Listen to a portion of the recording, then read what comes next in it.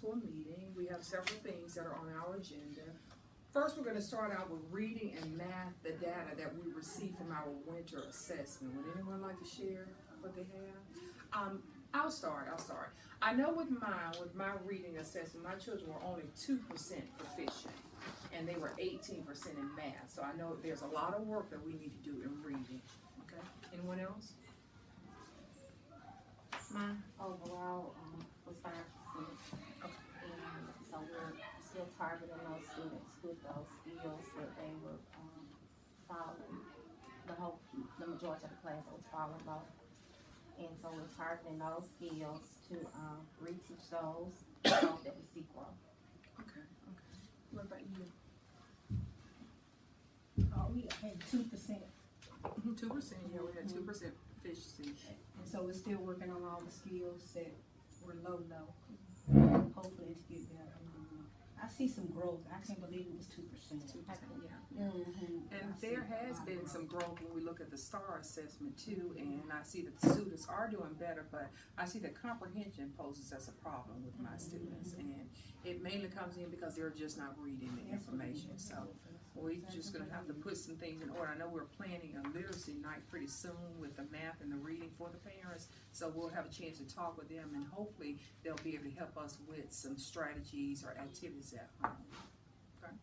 Does anyone have any more inputs about the reading or the math? Well, we're starting in with kindergarten, basically doing beginning, middle, and endings of the stories. We've done Hickory Dickory Dock, and now we're doing from caterpillar to butterfly. And so we're trying to get them to sequence that, what happens in the middle, what happens in the end, so that they can get comprehension early on. And that helps also when they get to the first and second grade too, because for some reason that sequence doesn't go together. So just try to make sure you point out, tell me what the problem was, think about the solution, and then try to fill it in between. And also in your packet, I've given you guys the 7 habits of effective people. And this is something that I have been utilizing in my classroom. And I think I've shared it with you, Ms. Jackson, Ms. Lewis, but I don't think I've shared it. I used it with my students, and okay. It worked. I have my high group, and they're the only one that argues and fusses about it. They're not giving everybody a job. And so we went over, and then hopefully I'll see some difference in it. Because it's the high group. And I know with mine, I'm just constantly reminding them all the time, to pay attention to people when they're talking to you. You have to in order to understand, you have to be understood. So you have to listen to what's actually going on. So this has become a daily part of our instruction and literacy stations and doing classroom activities as well. But I have all the 7 habits here, and you can place them in your room if you desire to, but it normally helps generate a procedure when you have your literacy station or any type of group activity that they have to work together with.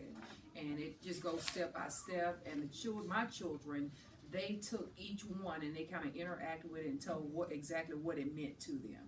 I like to be proactive, like if we go ahead and get in front of the problems, we can eliminate some issues. And to explain proactive, once I did, they run on. Yeah. So it's just the habits, just teaching them step by step what they need to do, being involved with the team, paying attention, trusting each other, and being able to complete a common goal and be interdependent. So we keep these up in the room, and they interact with them, and they just enjoy it. They enjoy it. But back to the reading and math. I noticed that this week when we have reading comprehension, I had to chunk my reading test because I noticed that when I give them the full-blown test, that they score lower on the test. So but if I just give them like the reading comprehension the first day, they blow it out the box. Then I come back the next day and give them the grammar and the phonics, and then we just kind of piecemeal it and then put it together. So that kind of builds up that stamina, and they have really shown improvement with that. I tried that too. Okay. Vocabulary one day, comprehension one day, and then the writing portion the next day. And they did much better. I do that too, just so the students aren't overwhelmed with like too much information in one day. Just like chunk it up really helps them. Well, look, is that happening during testing? It does because there are a Testing lot of don't chunk. Testing don't chunk. Well, But it's really, they retaining- don't have the grammar with the comprehension, you know, and it's kind of building that stamina, that reading stamina, as we call it, reading power.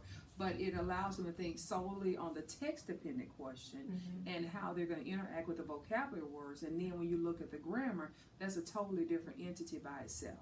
So it's just more focused on comprehending written text. And in So a that- way, they do chunk it Mhm. and on the test. Basically, you know, do all your vocabulary. So it's almost a chunk. Feeding off what you said, Ms. Webb, and focus. Until I got, you know, I didn't have intervention last semester. Until I got intervention this semester, I really got to see what y'all went to go through as far as getting these kids to focus and comprehend. It even made me, when I started doing intervention, it made me create a game called the focus game. And I be telling them, look, y'all focus on this game block, everything out, kind of like y'all do in your classroom stuff. And they started doing it, but I really see what y'all plan to do. Because these kids, they'll focus for 30 seconds.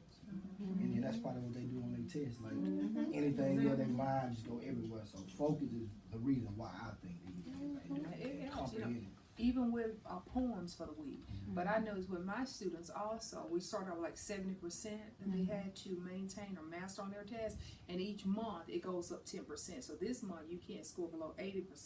So they're working harder and harder. So when they take the test, you have some scoring 100, 90, 80%.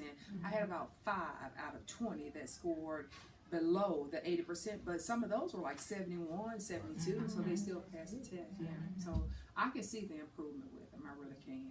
I really can. All right, let's look at the second bullet. We have standards and student evidence. And we know with the standards that we're expected to cover each week on multiple grade levels that we have to provide evidence. How has the evidence been working for you? Have the students been passing their activities in the classroom, or do you see that you have to reteach it, or how? Well, you know exactly